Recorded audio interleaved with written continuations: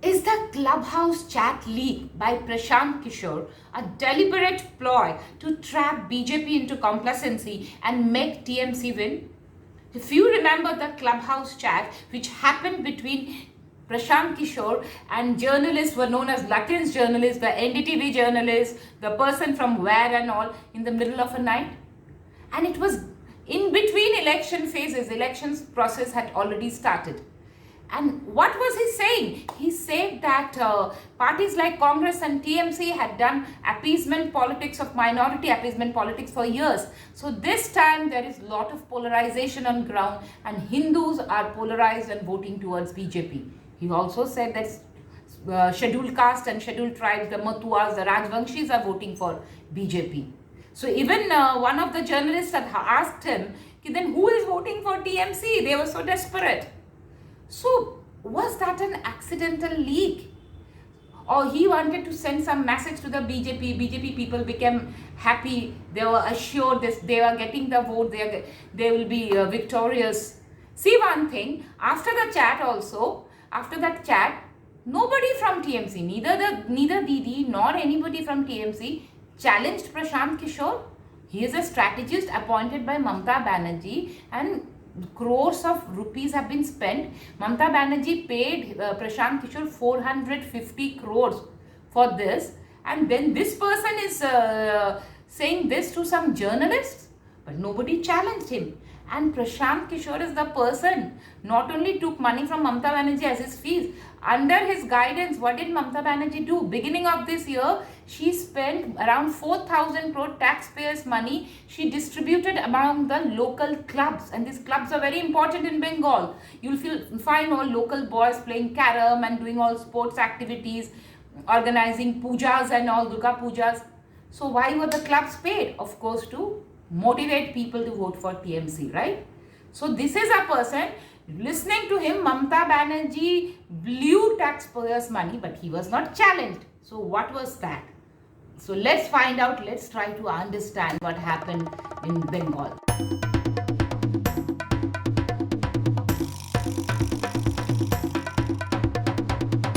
Namaskar, I'm Gargi and I'm back again trying to analyze what happened in West Bengal election.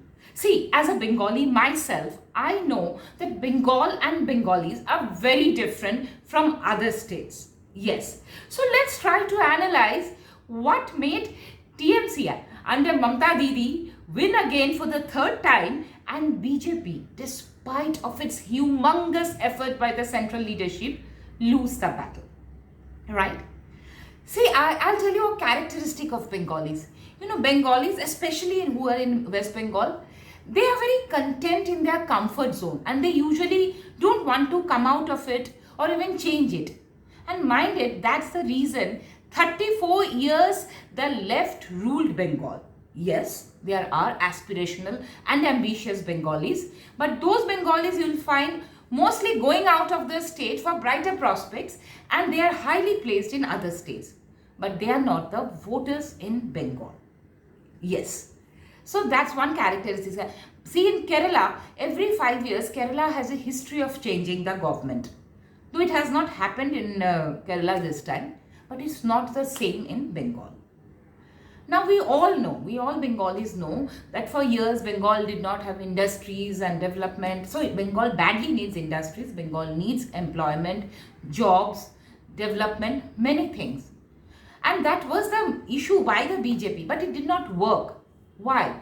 Let's see. See the villages were the main voters. If you see the voting percentage, the village voters were much higher than the city voters. So in the villages, people are really poor. So what worked for them? Yes, Mamata Banerjee's welfare schemes, you know, those Konyashri, cycle, Dimbhat. Dimbhat is egg rice for 5 rupees, rice for 2 rupees. And then under Prashant Kishore's guidance, just few days before election, she came out with those policies of Duare Sarkar, Shastho Sathi. So these welfare schemes seem like boon to these poor Bengali villagers. They don't want much. They love their Didi for this. Right? So all this industry development, this did not matter to these people. Now come to the educated population. See, we cannot forget that Bengal has a very stubborn regional identity. See, you can call it Bengali pride, you can call it Bengali supremacism, anything. But it is there. And what Mamata Banerjee did this time under Prashant Kishore's guidance is she encashed on this very strongly. Yes. So they campaigned this outsider insider politics. Yes. So what was the campaign? That outsiders are coming to capture Bengal. So the people of Bengal must unite to thwart them. And it worked. Yes, it worked.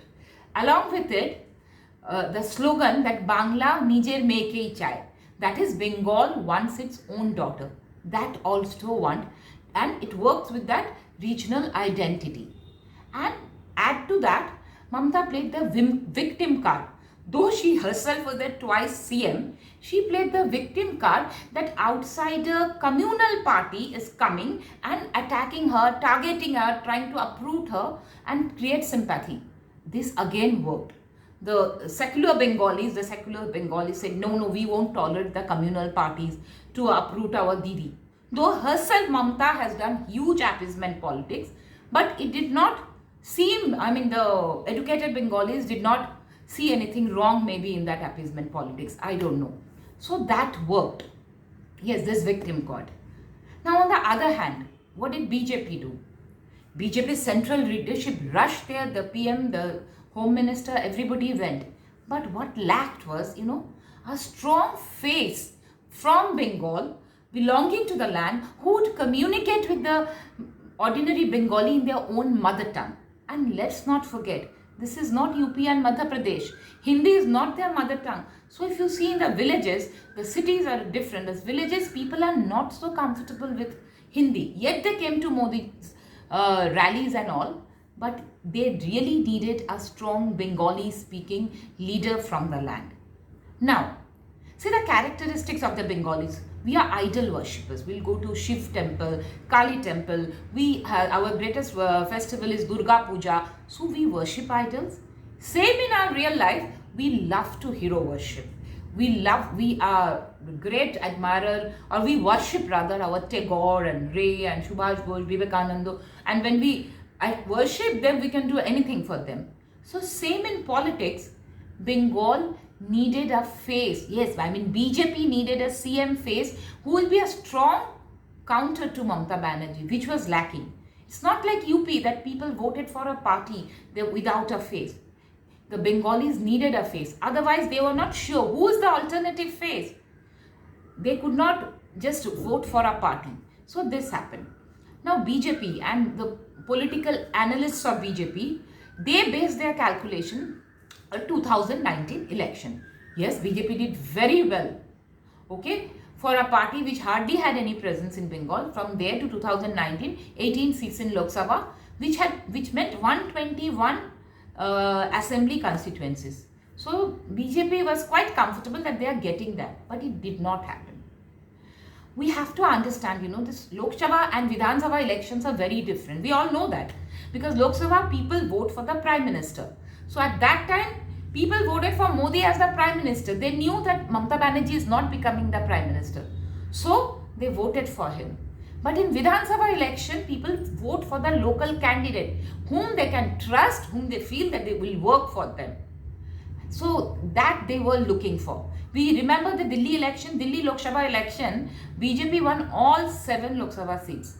But just a year after the Vidhan Sabha elections, we have seen that Aam Aadmi Party swept. So Vidhan Sabha are very different. Now, yes, TMC did lot of corruption. The Ambhan money was looted, there was tolabaji, there was cut money, and BJP, it was part of BJP's campaign. But it failed to work in their favor to that extent. Why? I'll tell you, because I was discussing with people there. I was talking to an aunt of mine who lives in Hali Shahar in West Bengal. So we were discussing before the election. Now what she told me was, like, during 2019 election, they all had voted for BJP. But this time she, her family, friends and neighborhood people, they were thinking differently. They were wondering what to do, whom to vote for, and what's the reason. They were saying, see, that tainted, we voted against corruption, but now the tainted leaders of TMC are brought into BJP. So what will be the difference? I mean, right question. Now the thing is, the TMC leaders who came long back, they did not matter because public memory is short. So few years back and all who came before, they did not matter. Even people did not bother about Shubhendu Adhikari. I have spoken to people who are not bothered because I think Shubhendu, before coming to BJP, what he had done is he had disassociated himself from TMC for quite some time. He was doing his meetings without TMC symbols. His people were saying Dada or Onugami, means followers of Dada. So and then he came and all. So people were not bothered. But what happened? Just before the election, there seemed to be a rush of TMC leaders coming into BJP, which was not taken well by the people. No. People could not take it well. They did not like that idea. Especially a few candidates, it went boomerang. One such candidate I remember is the Jitendra Tiwari. He was known for beating BJP people while in TMC. When he left TMC, initially Babul announced, Babul Supriyo, that no, we can't take Jitendra Tiwari in our party. He has beaten our cadres. He again went back to TMC. Then again he left, he came and he was given a ticket. Of course, he has lost because I know BJP supporters, BJP people themselves never wanted to vote for him. Another case in, we can talk about, say, Shingur. Shingur, the sitting MLA of TMC, he did not work much. So there was anti-incumbency against that sitting MLA. Now he came to BJP, he was given the ticket. So what happened? The anti-incumbency of TMC worked for BJP. So people did not want to vote for him. So all these factors. Then BJP did another mistake in its policy. So there were workers of BJP who had worked hard for years in Bengal, facing all odds, facing the violence, and they built a connect to the people in the ground. Not only that, they were given the impression by the local leadership that they will be given tickets because they have worked so hard. But some days before the election, suddenly they were denied the tickets. In their place, new entrants into the party who came maybe 15 days back, those people, maybe some glamorous faces from some television actors, they were given the tickets. So this led to huge furor. There was a revolt in the party. But the central leadership, I think they should have listened, at least given a year to this. But they didn't pay any heed to these grievances. This did not go well. So even BJP insiders, BJP strong supporters, they were disillusioned by this. So they moved away from BJP. So all these factors worked against the party. And one has to remember, Modi is good for the Prime Minister, but for a local election, for a state election, every time Prime Minister going, people will come to see him, people respect him, but they may not vote for the local candidate for that. Now add to this again, Prashant Kishore's all the strategy we have talked, and then Prashant Kishore's this great strategy of a campaign on wheelchair. We might laugh, people might laugh. But yes, Mamata Banerjee on wheelchair successfully gained sympathy from a huge section of her voters, especially women voters, right? Then comes the masterstroke of Prashant Kishore. Yes, the masterstroke, the Clubhouse Chat League, about which I spoke in the beginning.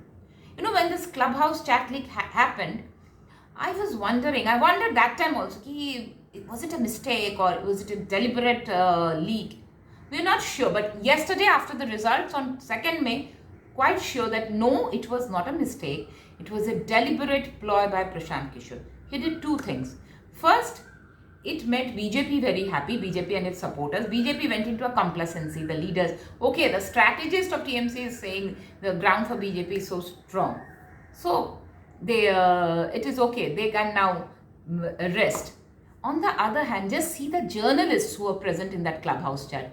Those journalists were popularly known as the Lutyens journalists. Now, who are these journalists? Which are the people who listen to these journalists?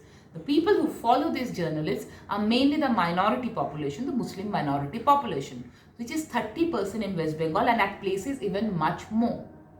What did Prashant Kishore do? Prashant Kishore, through this Clubhouse Chat League, successfully created a sense of fear in the minds of the Muslim voters. Yes, Modi has said so many times, Sabka Saath, Sabka Vikas, and it's BJP's tagline, Sabka Saath, Sabka Vikas. But despite of that slogan, it could not woo the Muslim voters.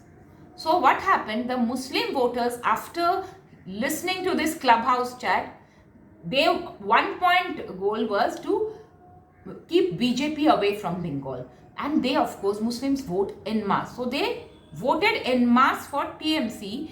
They did not let their vote get divided between Sangyukt Morcha of CPM, Congress, ISF and Trinamool, between them. Why?